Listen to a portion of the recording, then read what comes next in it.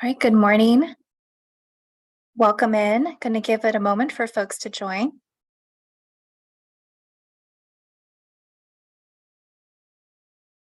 Welcome to our LA Repair Grant Opportunity Informational Webinar.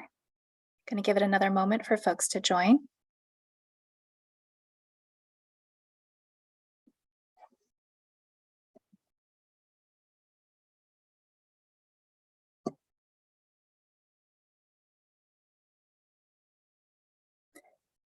I see we still have some folks joining. I'm going to give it another moment for folks to join. Welcome to the LA Repair Grant Opportunity Informational Webinar.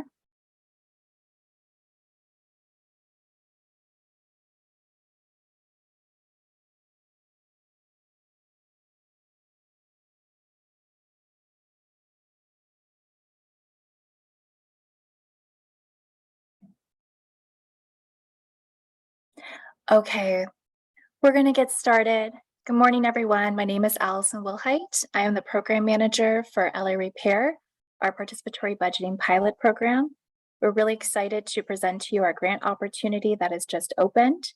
This informational webinar is going to give you an overview of what the opportunity is and dive into some of the details so that you all can feel equipped to present the best proposals possible for this project.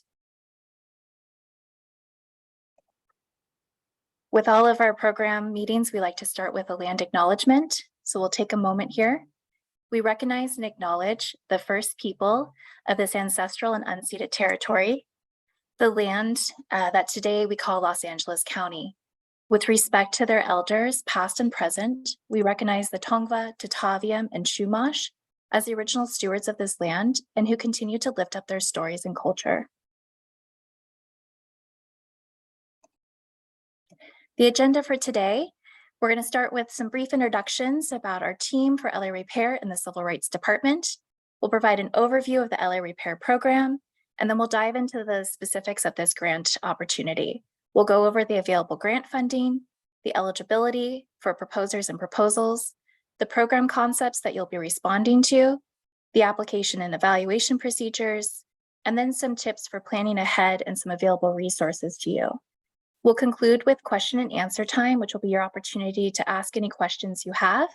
We just want to ask, though, that you hold questions until the end of the presentation. You will have the chance to be able to present questions or to type in your questions during the presentation. It's just that we will wait until the end of the presentation to answer them. So if you have a question as we're going through it, please use the Q&A feature you'll see on the Zoom toolbar. You can click there and type in your question, and a team member will help with queuing up our questions at the end. Wanted to provide a quick disclaimer that while this presentation is going to go over the grant guidelines and this opportunity, we are giving only a brief description of it, and it does not fully elaborate on all the required elements. So in order to make sure that you feel most equipped for this, we want you to be able to look at the grant guidelines in their full. That document is available for download at our website at repair.lacity.org. We want to ensure that you all know that as proposers, that your proposal must be complete and accurate according to the information that's included in those grant guidelines. So let's dive in for some introductions. On today's webinar, you have myself, Allison Wilhite, as the program manager, and I'm joined by my team members, Milo, Luz, and Araxia. We're all part of the LA Civil, Human Rights, and Equity Department at the City of Los Angeles. The mission of our department is to maintain and strengthen the city's diversity, equity, and accountability. We do this through a number of means, most importantly, our discrimination enforcement work, and then also our community engagement, equity initiatives, and upward mobility programming. The LA Repair program is one that we administer with the support of a number of partners.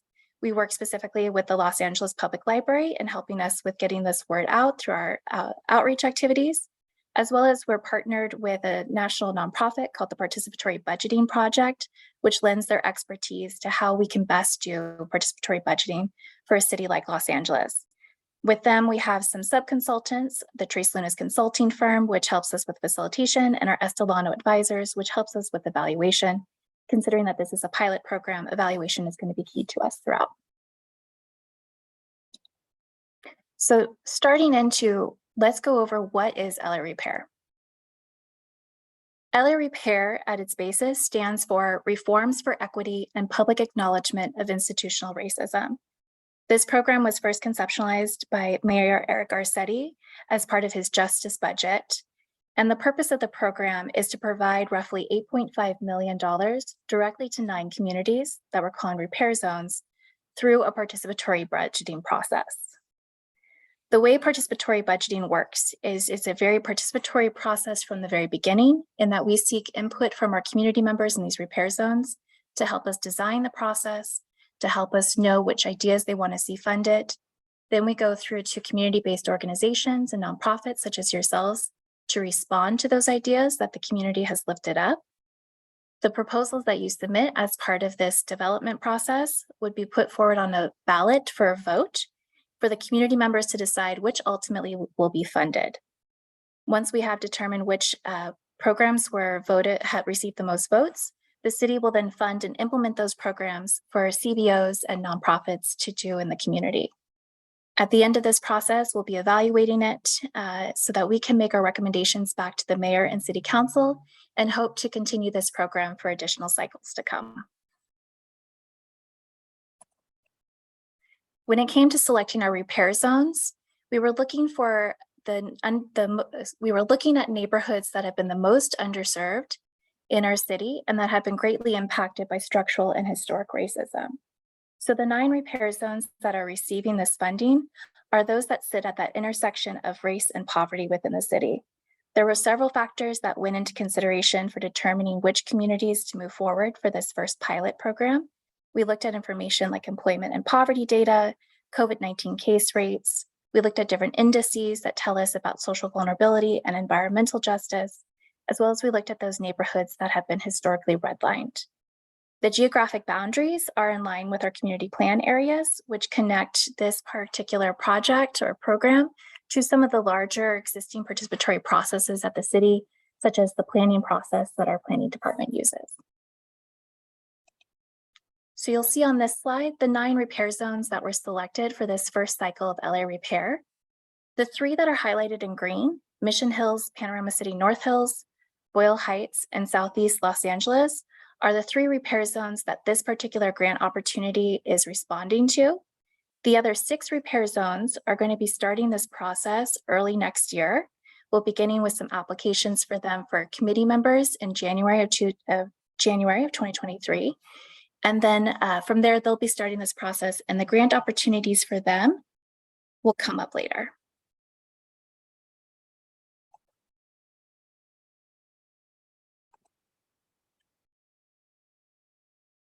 So with this in mind, wanted to just stop and pause and focus on why LA Repair. Why is it that the city has launched this program? And so with that, wanted to note these 3 key elements of why LA Repair is an important program, and one that we would hope that inspires you to become involved and to submit a proposal in response to this opportunity. First and foremost, we see this as an opportunity to power a stronger democracy. This program is designed to directly engage underserved communities in the city of LA and to equip those community members to decide how public funding is going to be spent. This is very intentionally bringing more power to more people. Next, LA Repair is an opportunity to expand equity at the city. With these communities being the highest need communities that sit at that intersection of race and poverty, we're very intentionally directing these funds and resources to communities that have not typically been involved or not typically been properly outreached to by the city. And then last, this is an opportunity to make history. It's the first time that the city is doing a participatory budgeting program, the first time that the city is doing a participatory budgeting program at this scale as well. And so with that, we hope that you would be excited at this opportunity to participate in this first pilot and to bring these resources into these communities.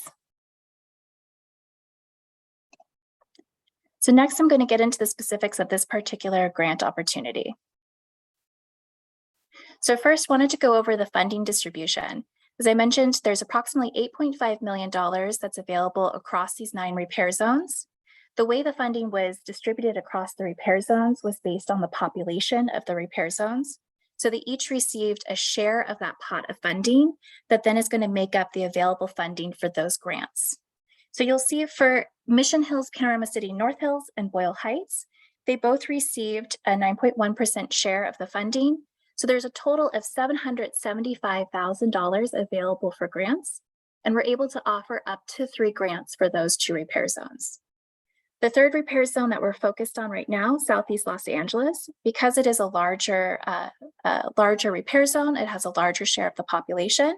There's more funding available there at $1,514,172 for up to 6 grants being available.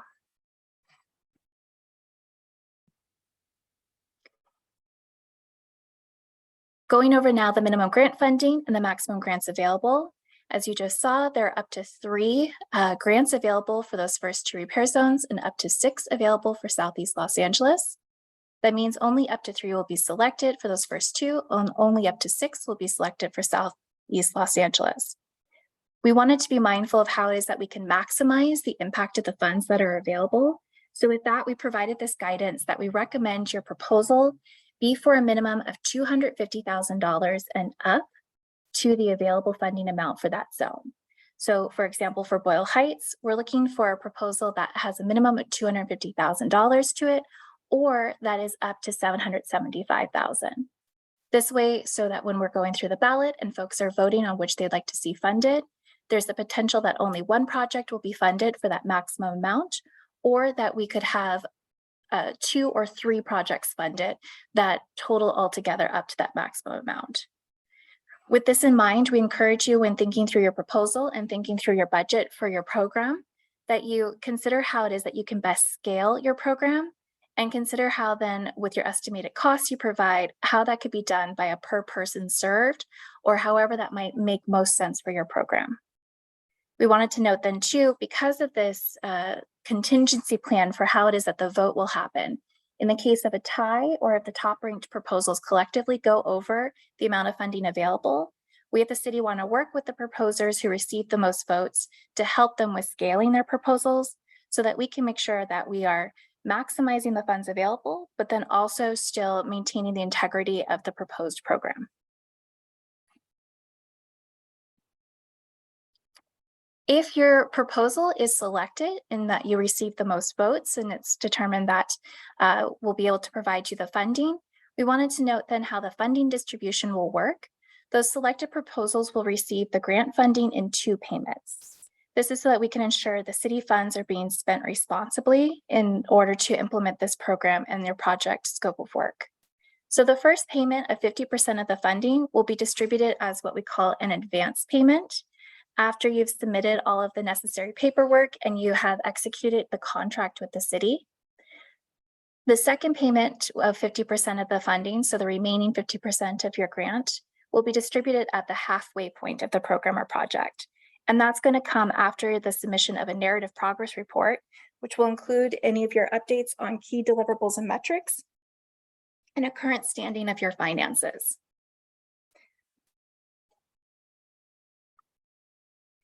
Next, I'll run through the eligibility requirements for both proposers and proposals. So first, for eligible proposers, in order to submit a proposal, your organization must be either a nonprofit 501c3 organization or a similar charitable organization, such as one that might partner with more partners to host a large-scale event.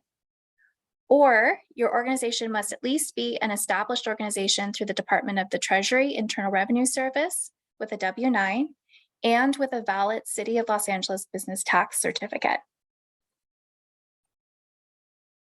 Your organization must be headquartered in Los Angeles County. You must have a minimum of 3 years of prior service-based programming, ideally within the area of the work that you're proposing. And your organization must follow all non-discrimination and equal opportunity provisions that are mandated by the federal, state, and local laws. We wanted to note that all proposers that are incorporated must be in good standing and meet all licensing requirements applicable to your organization. If you are not incorporated, then you may apply with a fiscal sponsor that is. That fiscal sponsor would then need to be the nonprofit 501c3 organization and be the one that agrees to contract with the city for this program. I wanted to reiterate again that all proposers must meet the city's administrative requirements and enter into a contract with the city before the funding may be released. For eligible proposals, you must meet the following key elements. First, your proposal must be in response to what are called program concepts.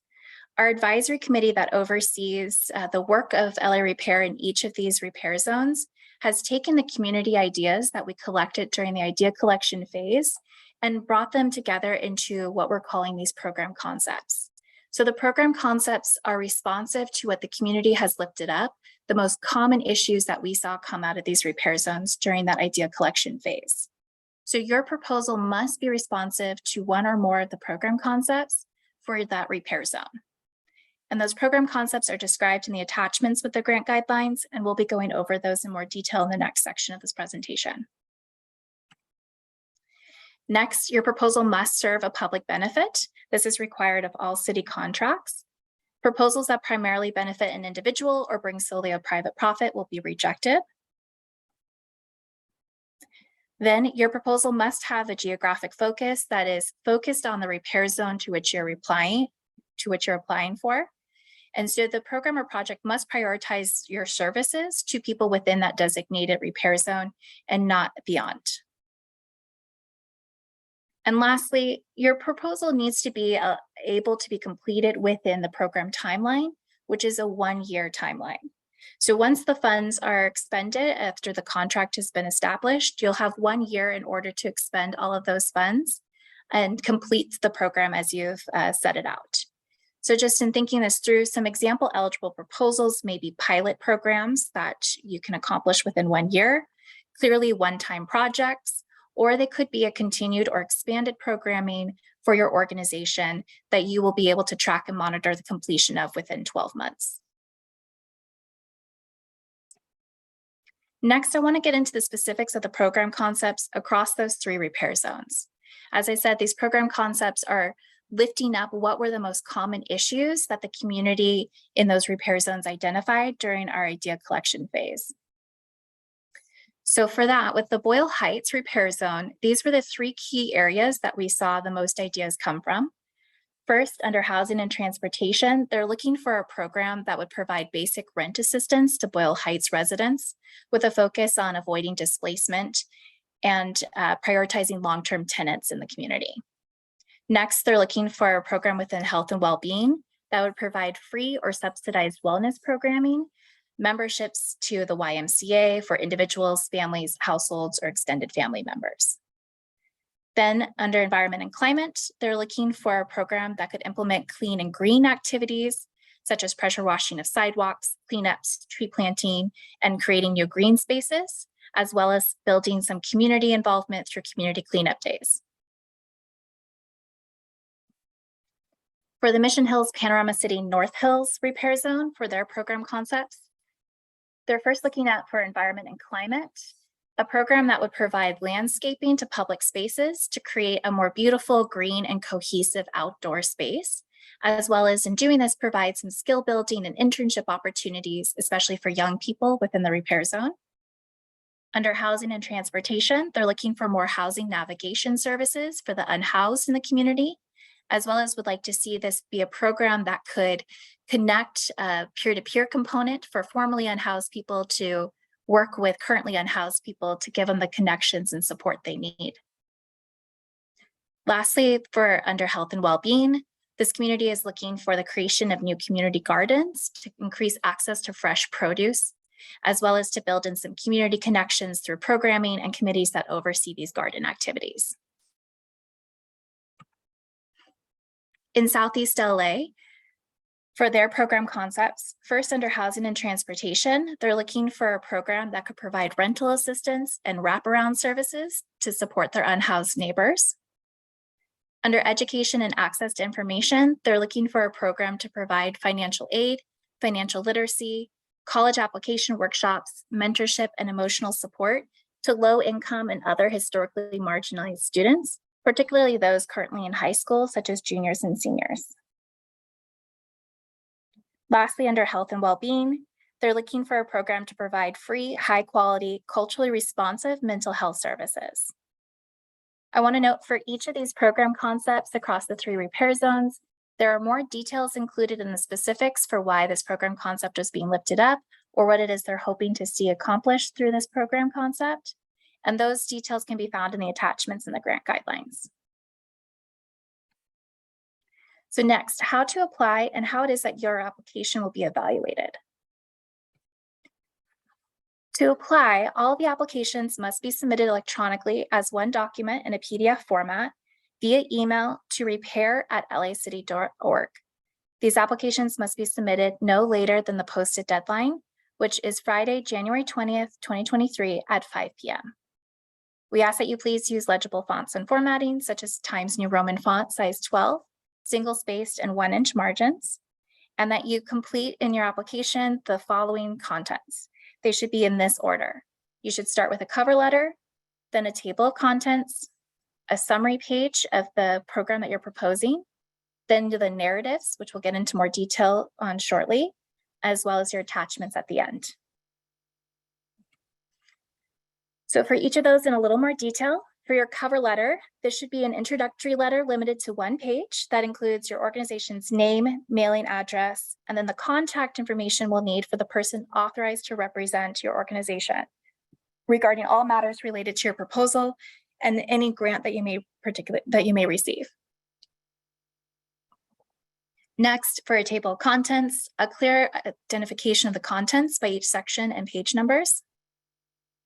Then for a summary, the summary should be limited to 1 page, which includes the relevant repair zone that you're responding to, for example, Boyle Heights or Southeast LA, a title for the program or project you're presenting, its estimated cost, and a brief 1-paragraph description of the program, its goals, and the measurable impacts for the repair zone. For the narratives, you're going to follow the guidance that's in the evaluation criteria in the grant guidelines, which we'll go over shortly in the next section. And this is going to be a narrative description of each of those criteria, as well as any of the additional points that are being requested of you. For the evaluation of this, you're going to be evaluated on how well your narratives are expressing what are responding to that criteria. And there's going to be a number of points possible. So you're going to want to be mindful that your narrative is as descriptive as possible based on the evaluation criteria so that you can maximize the points you receive. For the attachments, the following attachments are required. You'll need to submit your Form 990 from the previous 2 fiscal years. You'll need to provide letters of reference, at least 2 of them, but no more than 5. You'll need to provide a simple itemized budget. And if you are applying with a fiscal sponsor, you'll need to submit a letter from your fiscal sponsor, which outlines the details of the relationship that your organization holds with them, and it clearly outlines their understanding that they would be the main contractor with the city should your proposal be selected. So next, I'm going to run through the evaluation criteria and the descriptions that your narratives are going to need to respond to. So the first piece of evaluation criteria is your shared values and community investment. This is where in 500 words or less, you have the opportunity to express your mission, your history, and your major accomplishments, as well as how it is that you've served these marginalized communities within the repair zone through direct service, civic engagement, community interventions, racial justice, and/or reconciliation work. This is also where we want to hear more from you about how it is that you've served these local communities, or have had strategies to stay accountable to communities that have been historically impacted by racism and poverty. Next, the program and project design. This is where the majority of the points lie at 40 points. In a narrative description in 500 words or less, we want you to provide your overview of the proposed program, the populations you intend to serve, and a work plan for how it will be implemented. Your work plan should include key deliverables within the 1-year timeframe and detail the intended goals, impact, and reach of the program in serving the repair zone.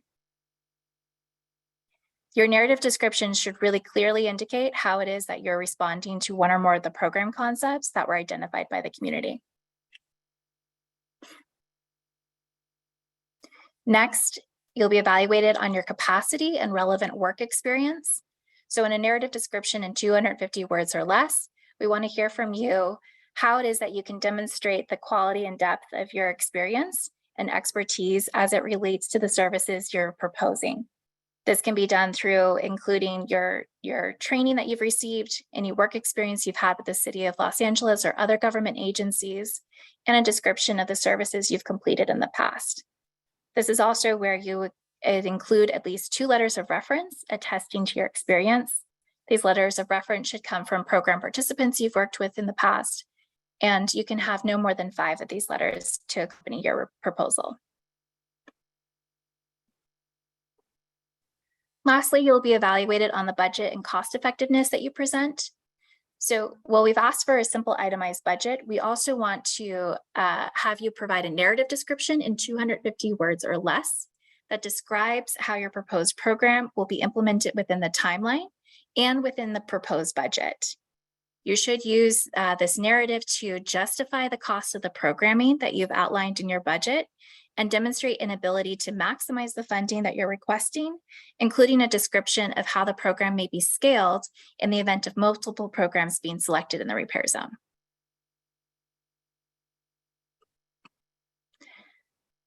So lastly, we want to go over just some notes for that so that you can plan ahead and just some insights into some available resources for you. So to plan ahead, wanted to note that if you are selected for the ballot, in order to be selected, you do need to receive a minimum score of 70 points by the evaluators based off that evaluation criteria we just ran through. And if selected, the city may request additional information from you so that we can best summarize your proposal in order to put it forward on the ballot and to help with creating promotional materials and opportunities to promote your proposal to the community so they can be best informed as they go in to vote. If you are selected, you will need to register with the city's Regional Alliance Marketplace for Procurement, or RAMP as it's known, in order to complete contractual requirements.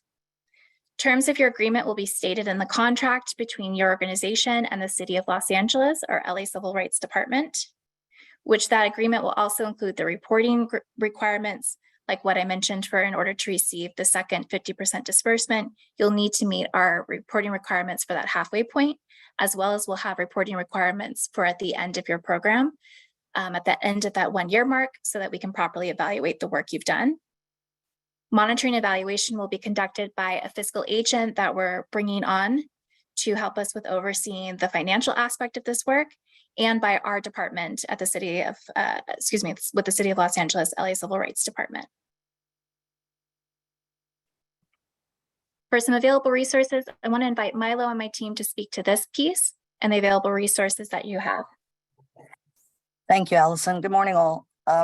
So there's a couple of resources within the city that we like to highlight as a way to navigate any of the elements of the program that you would like some guidance on.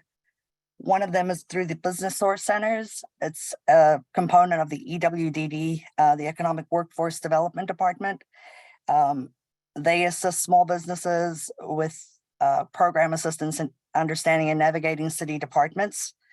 A section that's required when you register for city business tools can be found at the business registration tools through the Startup Guide. It's a detailed manual that provides information on the steps that are required within that. Allison had referenced earlier on the RAMP program, the Regional Alliance Marketplace for Procurement. There are certain documents that are required to be uploaded into that system if you're selected. Any issues or problems with the registration can be addressed through the RAMP support email that is at the address for RAMP LA. They're very responsive, they're very engaging. Anything they can do to assist, they will. So don't hesitate reaching out to them. The LA Vendor Self-Service website, that is ultimately where a lot of the RAMP and payment services tie in together. for vendors who do business with the city, they're able to check on the status of their payments, check for upcoming RFP bid solicitation process, so on and so forth. So it's more of a centralized section that ties in Ramp LA and then the BRTC requirement. And then a final website that we like to provide is the LA Optimized Accelerator Academy. It's a digital marketplace resource which was formed through former Mayor Garcetti's office. It provides webinars and training tools. There's a Google Business Suite tool that can be accessed. Some of the opportunities do require the RTC registration, but overall it's training that can assist businesses that we'd like to at least put out there. Awareness is key, providing information that can assist you to obtain more opportunities is what we're driving here. We would love to provide any opportunities that we can to see everyone succeed. So take a look into these resources. If you have any questions, don't hesitate to reach out to us. But every specific department, all these different links, they manage their own websites and their own portals. But we will do what we can to connect you outside of this. But yeah, take a look at it and hopefully it helps everyone out. Thanks, Allison. Thank you, Milo. So at this point, we're going to stop now and open it up for questions. Just want to reiterate, in order to ask a question, please use the Q&A feature to type your questions. You'll see the Q&A icon on your toolbar for Zoom. I want to open it up then to Luz and Araxia on the team. Would you mind reading off a first question to answer? Hi, Allison. Yes. So we have a couple of questions regarding phase 2. So where can we find the program concepts for second phase of the repair zones? And also, will there be another solicitation for the other 6 repair zones? Okay, for the second phase of LA repair, for those 6 repair zones, since we have not yet launched it, we don't yet have program concepts available for it. So when we launch that program, we plan on launching that in January of this coming year. The launch of that will include the design process for LA repair, in which we select committee members to oversee the work in each of their repair zones, and that they'll oversee the outreach and engagement for the idea collection. After the idea collection happens for those 6 repair zones, then we'll work to solidify the program concepts. We don't yet have the program concepts for that second phase because they haven't started the work yet. Thank you. What is the time frame of the vote, award notification of funding, and proposal project implementation? So the timeline is outlined in the grant guidelines. For the vote, we're expecting the vote to be held in March or in April of 2023. That then all the top proposals will be identified and submitted to the mayor and city council for funding approval, April to May of 2023. And those grant contracts will be finalized and the first funding will be distributed in June to July of 2023. And so from there, there'll be 1 year to implement. So we would expect your final narrative report to come in June to July of 2024. May grants be allocated to pay for database not already used by the organization to comply with the reporting required? That's a good question. It's one that I'll need to look into, see if there's any specifics that we might need to provide more details on. That's something that we would outline in the contract for the organization. I think though, for your proposal, it is worth putting into your proposal that you would see that as an estimated cost. And should that be an issue for what it is we can fund, we'll work with your organization, if you're selected, to identify how best we can support you. If you're selected for phase 1, can you apply for phase 2? Yes, you can apply for both phases. And there's a need for clarification. Are S Corps and LLCs eligible? Are S Corps and LLCs eligible? You know, that's something I'm not familiar too much with those types of organizations. Just want to reiterate though, what we're looking for is that you have the nonprofit 501c3 status or are at least an established organization with a W-9 and a BTRC.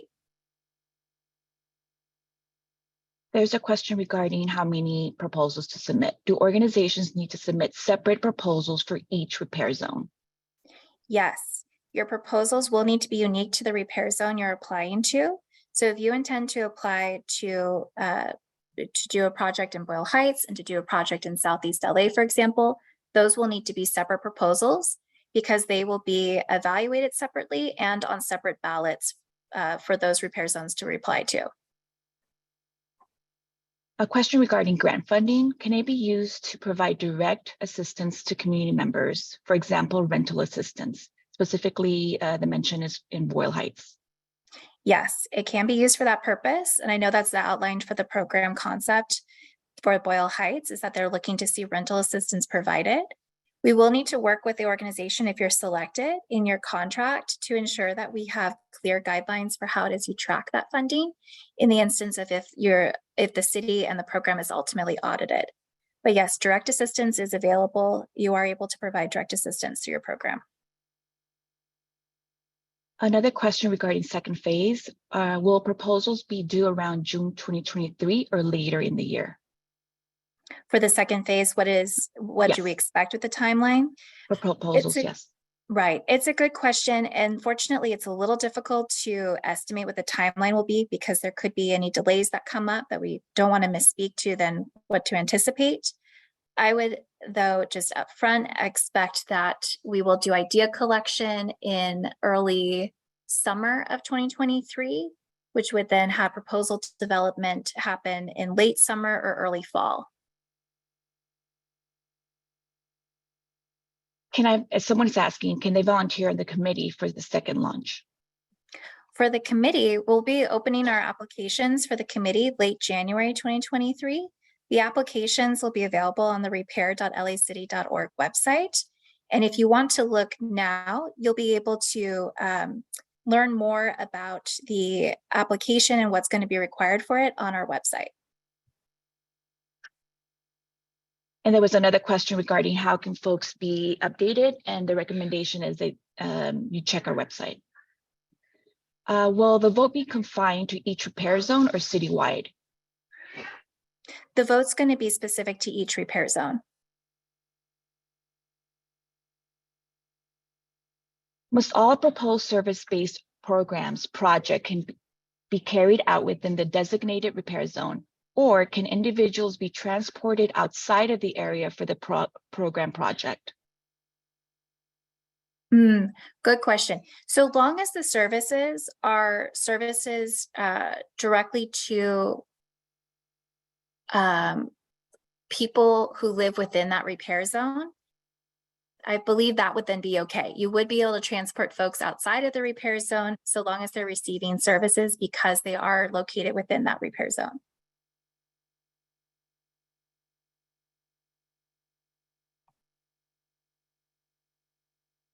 There's a need for clarification. Do we need to submit separate proposals for separate concepts within the same repair zone? Yes, and that's because you do need to submit separate proposals for separate concepts because each concept or each proposal is going to be viewed uniquely and distinctly for the ballot. So we need to make sure that we have a clear, for each item on the ballot, that it's a clear proposal. So we don't want to see any combination. Just to clarify, both for-profit and not-for-profit entities can apply for this grant? I want to better understand the for-profit. I don't want to misspeak to that. So if we need to provide any more guidance on that, we may. Just want to reiterate, though, that the organizations that are eligible for it need to have either nonprofit 501c3 status or that they are a registered organization with the IRS, with the W-9, and with the city with the BTRC. With that, in regards to that, the reasoning for that is so that if you're an organization that perhaps is not yet incorporated as a nonprofit, but you are able to do this sort of programming and work, you're headquartered in Los Angeles County, you've done previous years of service programming, you meet those other elements of the requirements for eligibility, that you could partner then with a fiscal sponsor who does have nonprofit status in order to be able to move forward as a proposer. Thank you, Allison. We do have a question regarding the use of the funds. And it's the question is, can it be used for student academic scholarships, internships in Southeast LA, and technology purchases for college transition? Yes, it can. Again, though, when it comes to direct funding, we would need to make sure that we have some clearly outlined components to your contract, just to ensure if there's any audits that need to happen, we can track how that funding was spent for a direct service like that. Cultivate LA in Westlake serves a large number of undocumented and Indigenous individuals. What is the voting selection process and eligibility? For the voting selection process, in order to be able to vote, you need to be at least 15 years old, and you need to have a connection to the repair zone, and that you either live within the repair zone, work within the repair zone, are a student of the repair zone, or are the parent or guardian of a student in the repair zone. So you do not need to show proof of residency or any documentation.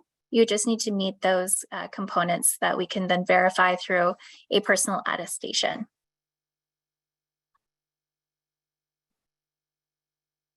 An applicant can conceivably score high enough to be placed on a ballot. However, in the voting process, the proposed program may not be selected for funding. Is this correct? Yes, that is correct. What are the guidelines for eligible proposers promoting the program? That's a good question. It's one we'll provide more information about. If you are selected, we'll provide more guidance at that point for how it is that you can best promote your program. We've had a couple of questions regarding access to the materials after this webinar, as far as the Q&A section and the presentation. Will those be available to folks who attended and who may not have attended? Yes, so we plan to put the recording of this webinar as well as responses to this Q&A on our website, repair.lacity.org. And we'll also have this uploaded to Ramp LA, where the grant guidelines are also simultaneously posted. So this information will be available shortly on the website for anybody who wasn't able to attend or would like to reference it later. Thank you, Allison. To clarify, is there only 3 program concepts for each repair zone? What if my repair zone does not offer a program concept that aligns with the organization's mission, but another repair zone does? Are we ineligible to apply? So first, there are only 3 program concepts for each repair zone. Your organization, so long as you're headquartered in Los Angeles County and meet those other requirements of having at least 3 years of service programming, you would be able to apply or submit a proposal for a repair zone that perhaps you don't have already a particular dedicated focus to. You, though, will still need to indicate in your evaluation criteria, in your narrative description, how the work is that you do does particularly align with the vision and goals of LA Repair, and how it is that you're currently serving marginalized communities where your targets are. I hope that gets to the heart of that question. It doesn't sound like you would be ineligible to apply. It's just that you do need to make sure that your proposal is aligned with a program concept and is specific to that repair zone that that program concept is coming from.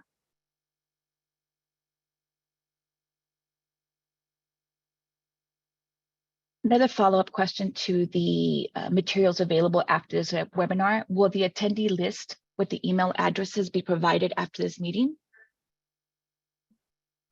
I would defer to my team on this, but no, we didn't intend to release an attendee list of who attended the webinars. For clarification, a for-profit entity has to partner with a nonprofit to apply. Yes, that sounds accurate. And I just received clarification that we do share attendee list. Okay. Are there any other questions? I see no more questions in the queue. I apologize. I have 2 in the answered section, which I said I would address at the end of the presentation. If you don't mind if I read them out here. Just get them over here.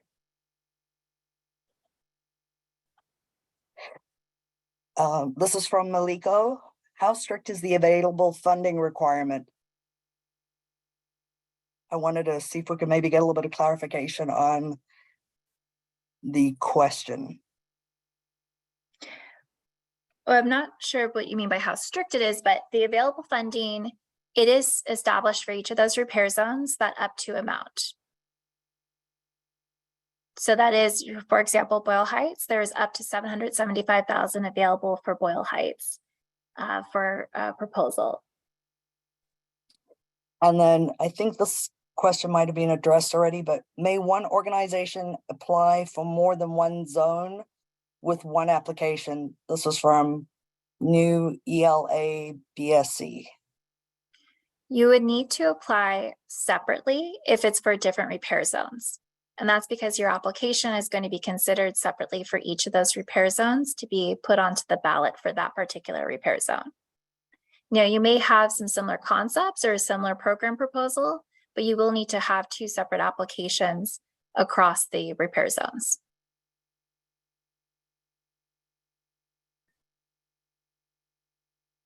We see a couple of more questions. Can you provide more clarification or examples related to the other wellness activities the Southeast LA community is looking for in its third priority? Thanks.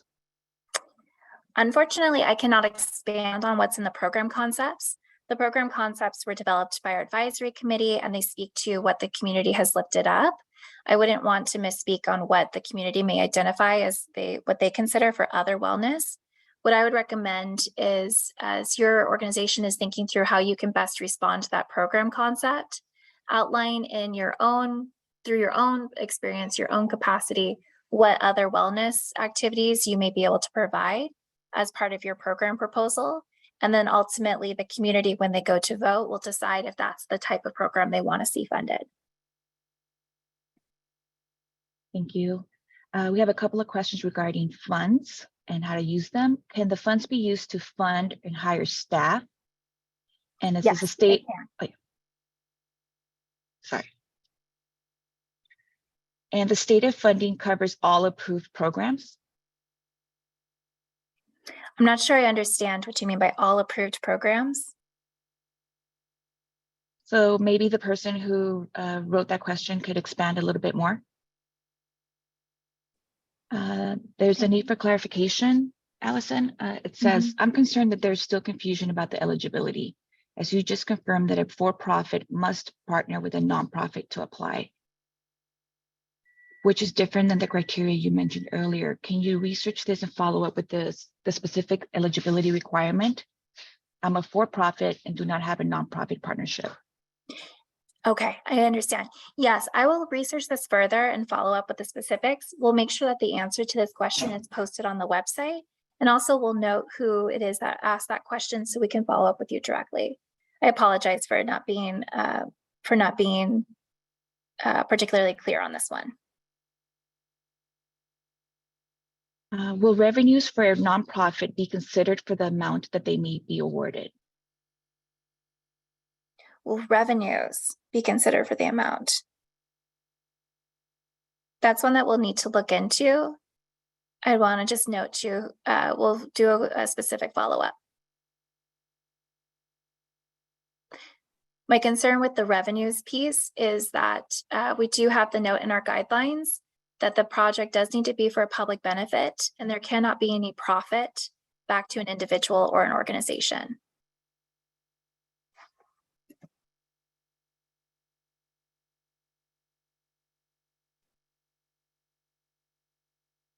Are program concepts limited to their specific repair zones? Yes, they are. Those program concepts are specific to that repair zone, and your response to that program concept should then have that geographic focus of that repair zone. There is a request to be, if there's an option to opt out of having their email listed in an attendee list and be shared, just to make that note.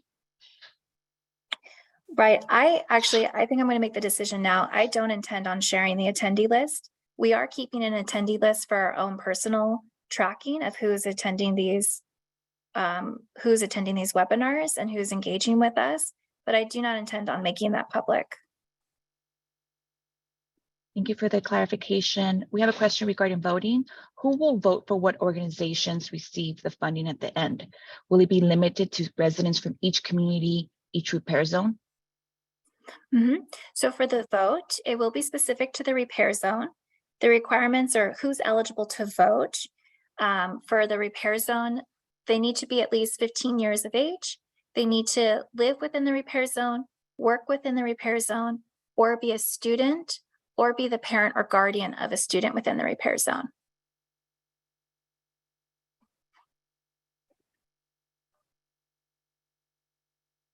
Southeast LA has a total funding of 1.5 million.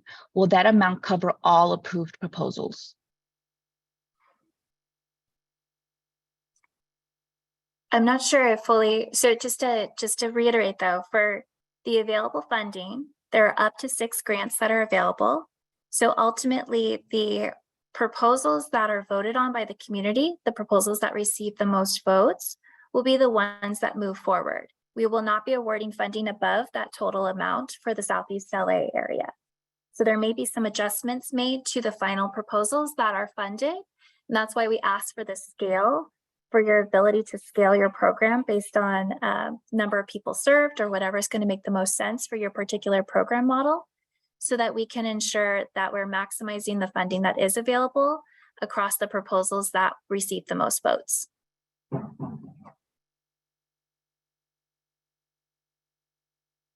Do you have further details about what is a designated public benefit and what is profit back to the individual or organization?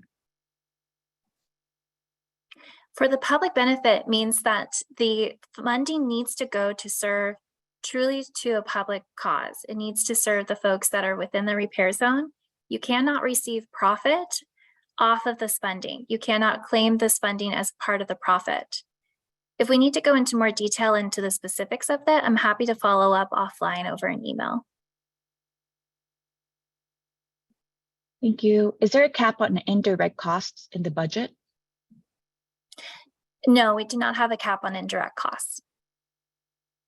Though we do recommend in your budget, like I said, there's going to be a narrative description that you should include with your simple budget. We want you to explain why those costs should be justified. We have a couple of questions regarding voting. Where will it take place? And what are some of the other ways community will have the opportunity to vote? Will churches be an outlet? For instance, seniors who cannot get to the libraries or maybe connect with the worship centers? No, that's a good question. And so one of the key goals of LA Repair is we do want to reach as many folks as possible to be as inclusive as possible with our outreach and engagement for these different phases. Baseline for the vote, we're going to have the vote be available through an online survey, similar to how we had our survey for the idea collection phase, as well as we'll have in-person voting available. We're partnering with the LA Public Libraries to assist us with hosting at the library to guide folks through how it is that they can vote online or submit a paper ballot, as well as for each of our repair zones, the advisory committees, they work to establish their outreach and engagement plan along with community engagement partners, which are nonprofits that receive a small fee to assist with amplifying LA Repair. They're going to work then to identify opportunities either through nonprofits in the area, churches, events that they could collaborate with so that they can bring the vote to as many people as possible, either through bringing information to folks so they know how to vote online or being able to host voting events so folks can vote in person. But more details on that will come in the new year as we work with our advisory committee members to plan those types of events and engagements.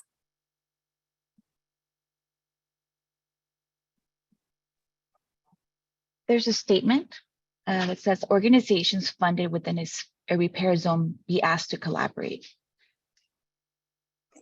We encourage collaboration. There is a component of our grant guidelines that does outline that you are welcome to collaborate with another organization or multiple organizations in your proposal. We just need to ensure that we have one lead organization that submits the proposal and will be our key contact for it. But that has been the concept of collaboration has come up a few times from the design phase with our steering committee, and that we do really welcome for smaller organizations to collaborate with others so that they can bring this programming to as many people as possible.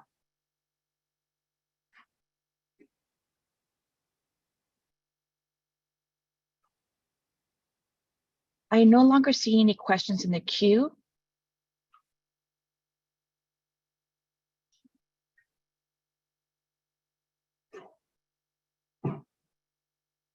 Oh, we have a question. Who are the approximate 26 advisory and engagement organizational partners who are not eligible to apply or partner?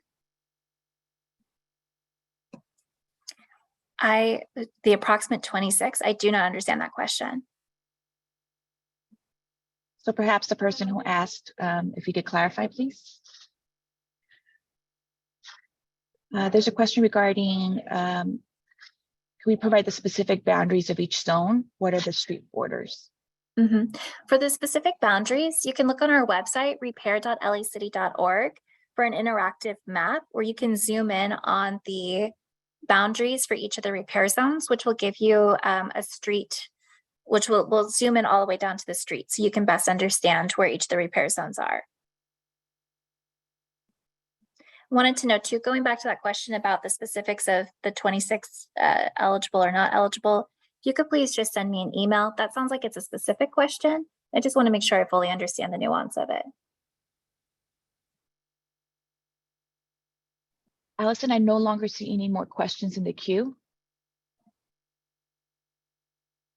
Okay. If that is the case and we don't have any more questions, we can conclude our presentation. I want to thank you all for your participation today, for your attentiveness to this presentation and the thoughtful questions you asked. Like I said, we do plan to share this information, a recording of this webinar along with the questions that were asked. A transcript of those will be added to our website shortly. That website again is repair.lacity.org. If you have any questions in the meantime, you can email myself or Milo at repair@lacity.org, and we'll get back to you as soon as possible. We also will work to follow up with a couple of those specific questions just so we can make sure we have as clear of understanding as possible.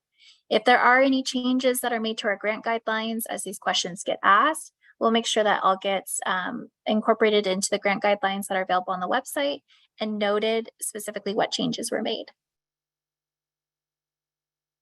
So with that, we're done for today. I just want to say thank you again.